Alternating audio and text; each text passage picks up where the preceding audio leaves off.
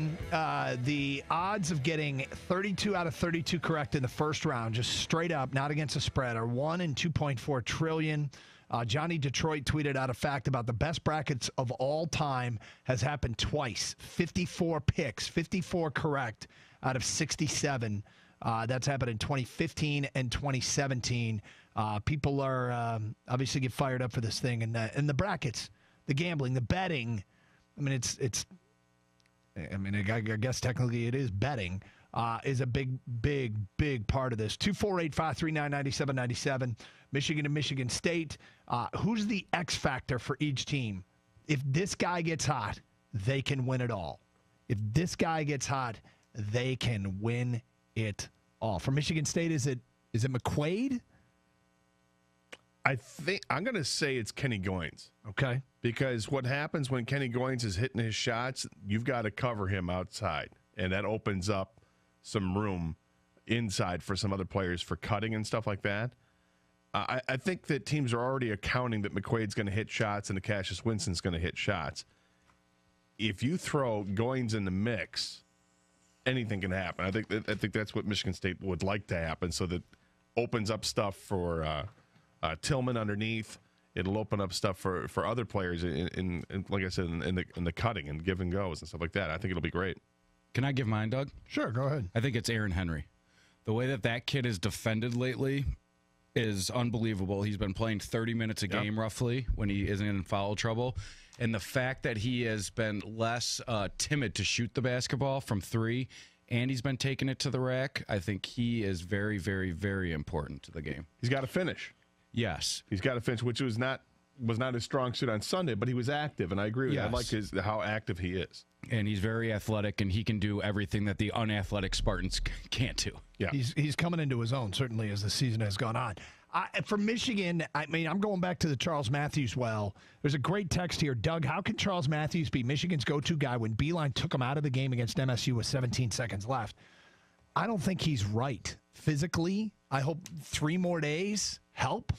But I think that's been late in all 3 Michigan State games, they needed an alpha dog, and I wonder if he could be that guy. Maybe not.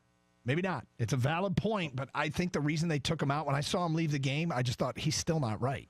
I think he's unquestioned the X factor for Michigan because he hasn't been the guy for a while because of the injury. So if they get him back to form, look out. They can make a run. 248-539-9797. Ticket text 97136 from the Karsch and Anderson inbox. Who is on upset alert in the first and second rounds of the NCAA tournament?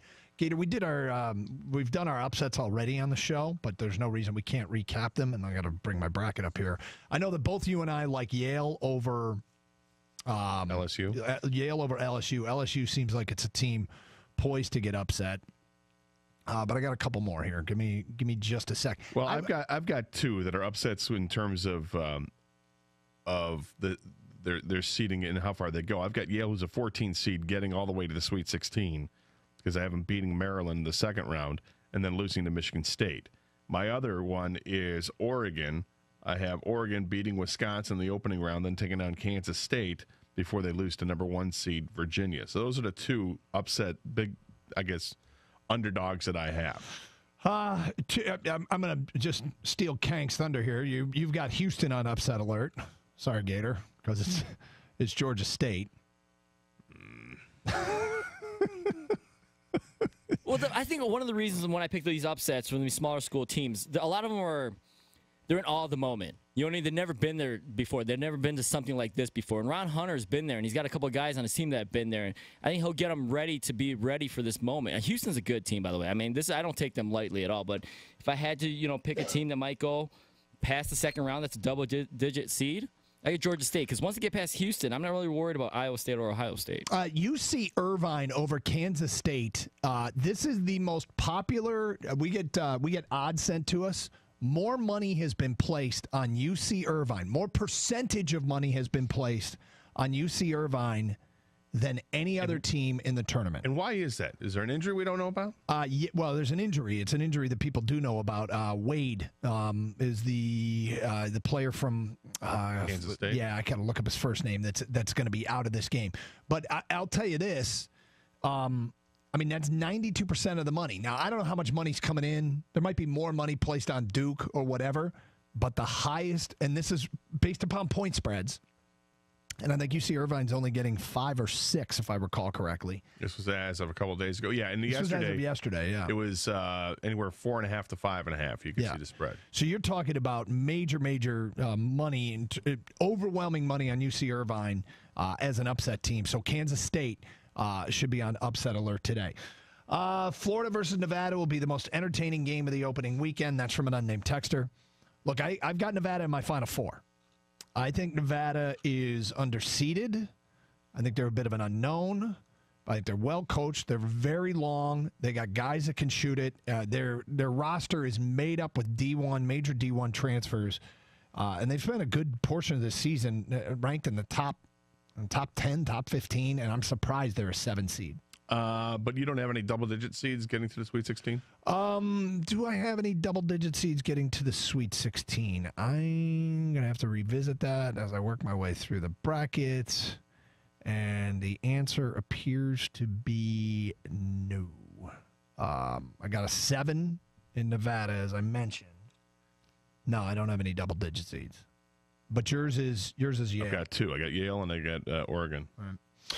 Happy mastectomy week, fellas. That's from Roy. It's vasectomy. Exactly. He wrote mastectomy. That's not.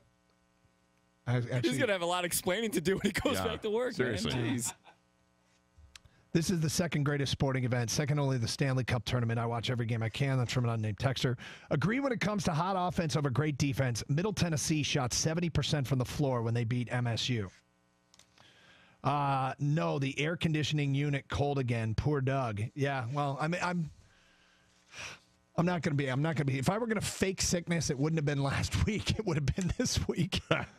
But has anybody got a great boss there that has basically given up when it comes to the tournament and says, we're all going to be dubs or everyone can go home at noon? Love the shout out to the good boss. I think we should do it. I've said this before.